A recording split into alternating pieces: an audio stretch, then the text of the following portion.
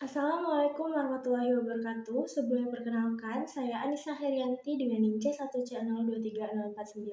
Di sini saya akan menjelaskan materi tentang latar belakang permasalahan penelitian dari mata kuliah metodologi penelitian.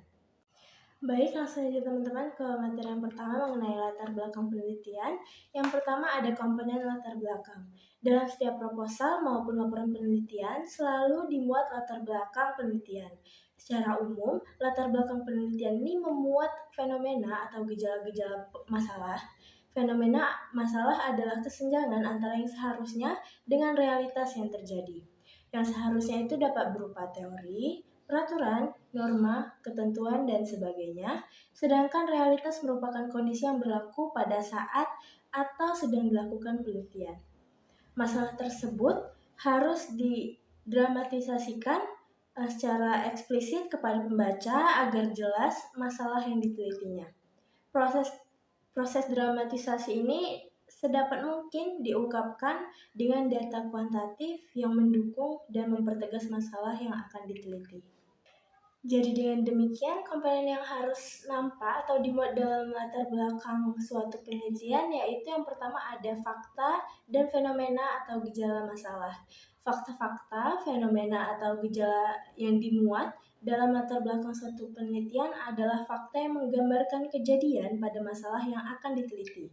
Selain itu, fakta-fakta, fenomena, dan gejala yang diungkapkan hendaknya merupakan fakta, fenomena, dan gejala yang aktual dan yang benar-benar berhubungan dengan masalah penelitian. Yang kedua, ada implikasi masalah.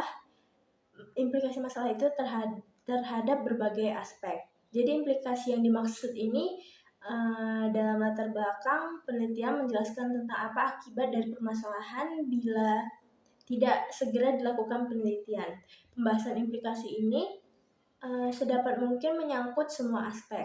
Namun demikian tidak berarti bahwa semua yang dapat dimasukkan harus dimasukkan dalam latar belakang penelitian.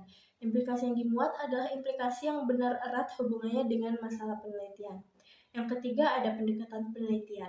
Pendekatan umum yang akan digunakan dalam meneliti masalah penelitian perlu juga dimuat dalam latar belakang penelitian. Setidaknya, dalam latar belakang penelitian tersebut memuat secara ringkas atau tersirat metode analisis serta arah penelitian. Yang keempat ada tujuan dan kegunaan. Tujuan dan kegunaan dari masalah yang akan diteliti hendaknya dimuat pula dalam latar belakang penelitian. Tujuan yang dimuat adalah tujuan secara umum, begitu pula dengan kegunaan penelitian diuraikan secara umum dan ringkas. Selanjutnya ada isi latar belakang penelitian. Latar belakang penelitian berisi pertimbangan atau alasan tentang penting, menarik, dan mungkinnya penelitian tersebut dilaksanakan. Karenanya, uraian mengenai latar belakang itu dari suatu penelitian, baik dalam usulan penelitian maupun dalam laporannya, memuat fakta-fakta, fenomena masalah atau gejala-gejala masalah, kesenjangan antara yang seharusnya dengan realitas yang terjadi, yang jika dipandang dari sudut atau pendekatan tertentu, lalu menimbulkan hasrat ingin tahu dan mendorong melakukan kegiatan penelitian. Latar belakang penelitian ini merupakan pencerminan dinamika proses pemikiran mengapa fenomena atau gejala alam, gejala sosial yang dijumpai mengunggah niat seseorang untuk mengetahui dengan melakukan penelitian terhadap fenomena tersebut. Dalam hal ini, peneliti merasa yakin bahwa fenomena yang dijumpai tersebut benar-benar berstatus masalah yang masih aktual dan relevan di masa kini. Dalam latar belakang penelitian ini juga dimuat secara umum atau secara garis besar tentang alasan mengapa topik permasalahan yang terkandung di dalam judul menarik untuk diteliti. Selanjutnya ada pola pengungkapan penelitian. Pengungkapan latar belakang penelitian dapat disajikan baik dengan pola induktif dan pola deduktif. Pola induktif itu pola yang pengungkapan atau pembahasan yang dimulai dengan fakta, kemudian dilanjutkan dengan pandangan yang mengarah pada satu pokok pembahasan. Pembahasan pola deduktif adalah pengungkapan yang dimulai dengan pola pikir atau pandangan-pandangan, dilanjutkan dengan petunjukan fakta-fakta. Karena diawali dengan pengungkapan fakta secara umum, ada kemungkinan semua fakta baik yang berhubungan dengan masalah yang diteliti maupun tidak berhubungan dimuat dalam latar belakang tersebut. Karena semua fakta masuk, maka akibatnya isi latar belakang tersebut terlalu umum dan tidak jelas.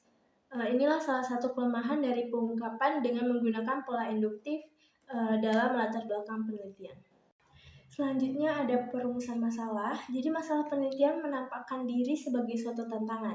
Karena itu masalah penelitian ini benar-benar dipermasalahkan dalam penelitian melakukan unsur-unsur yang menggerakkan kita untuk membahasnya. Yaitu yang pertama ada peneliti merasa berkepentingan untuk memecahkan permasalahan tersebut.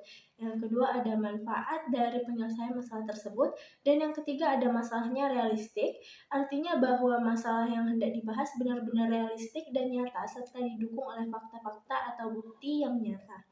Masalah penelitian dapat berupa gejala sosial yang menarik perhatian peneliti atau seseorang sehingga mengunggah peneliti atau orang lain untuk menelitinya lebih lanjut. Selanjutnya, dalam menetapkan masalah penelitian, peneliti harus yakin bahwa gejala atau fenomena yang diobservasinya itu masih aktual dan relevan untuk diteliti.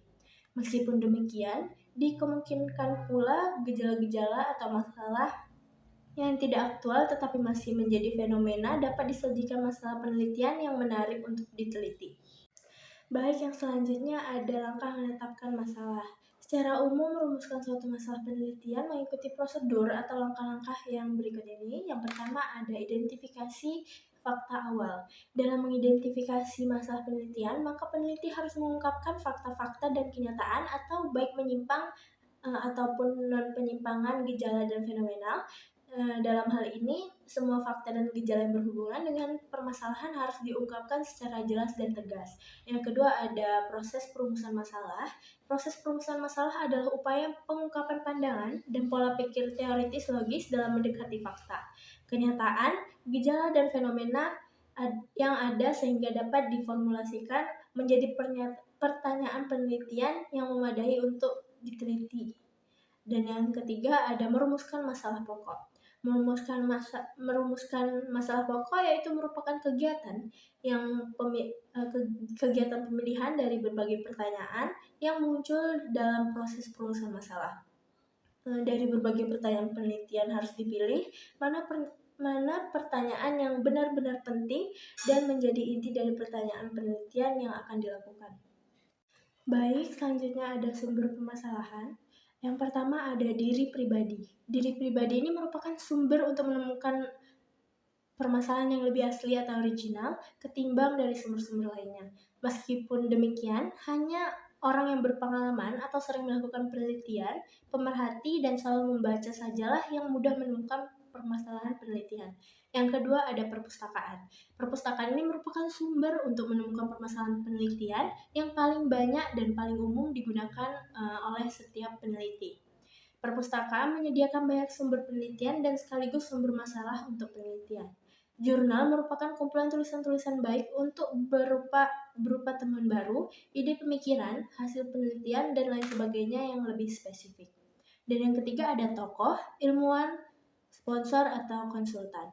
Jadi tokoh ilmuwan senior, sponsor, dan konsultan ini terutama yang dipandang telah memiliki otoritas wibawa akademik dalam disiplin ilmunya merupakan salah satu sumber permasalahan penelitian yang penting. Pernyataan-pernyataan atau pendapat-pendapat para tokoh, ilmuwan, atau konsultan pada umum menarik untuk diamati dan menarik perhatian banyak orang. Baik, masuk ke materi yang terakhir yaitu kriteria menetapkan masalah. Tidak semua masalah dapat dijadikan masalah penelitian. Masalah penelitian yang memadai atau dapat dijadikan masalah penelitian untuk diteliti mempunyai ciri-ciri sebagai berikut ini. Yang pertama ada mencerminkan kebutuhan yang dirasakan cukup penting dan menarik terutama bagi si peneliti.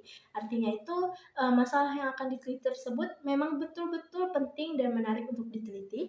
Sebab tidak semua masalah yang menarik penting untuk diteliti. Yang kedua, ada peneliti mempunyai kemampuan dan keahlian dalam bidang yang menjadi masalah penelitian. Dengan adanya keahlian dan pengetahuan yang luas di bidang yang akan diteliti, maka dapat diharapkan hasil penelitian yang berkualitas dan bermanfaat, serta dapat diungkapkan secara tuntas. Yang ketiga ada masalah tidak boleh bersifat hipotesis. Ini artinya bahwa masalah yang akan diteliti bukanlah masalah yang direkayasa atau dibuat-buat sehingga menjadi masalah. Masalah yang aktual adalah masalah yang didukung dengan fakta-fakta yang benar-benar real atau nyata. Yang keempat ada masalah hendaknya mengarah pada hipotesis yang dapat diuji.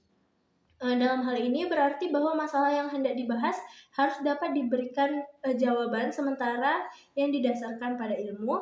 Dan yang kelima harus relevan topik penelitian atau judul penelitian, latar belakang, fakta yang ada serta dapat dikerjakan atau diteliti.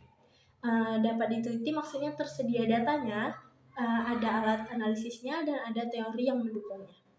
Baik teman-teman, jadi dari pembahasan materi yang sudah saya sampaikan sebelumnya, saya mempunyai kesimpulan bahwa latar belakang penelitian dan permasalahan penelitian adalah dua hal yang saling berkaitan dan tidak dapat dipisahkan.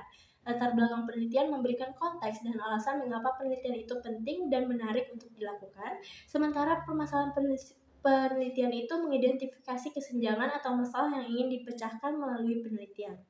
Latar belakang penelitian yang baik harus mampu menguraikan fenomena atau gejala masalah yang ada, serta implikasinya terhadap berbagai aspek. Selain itu, latar belakang penelitian juga harus memuat pendekatan penelitian yang akan digunakan, serta tujuan dan kegunaan dari penelitian tersebut. Permasalahan penelitian yang baik harus dirumuskan secara jelas dan spesifik, serta didukung oleh data dan fakta yang relevan. Permasalahan penelitian juga harus memiliki manfaat yang jelas, serta dapat dilaksanakan dan didukung oleh faktor-faktor memadai. Dengan memahami komponen-komponen penting dari latar belakang penelitian dan permasalahan penelitian, mahasiswa diharapkan dapat menyusun proposal penelitian yang berkualitas dan relevan. Baik, sekian penyampaian materi yang dapat saya sampaikan mengenai latar belakang permasalahan penelitian. Kurang dan lebihnya saya dalam pemaparan materi sebelumnya. Saya mohon maaf. Wassalamualaikum warahmatullahi wabarakatuh.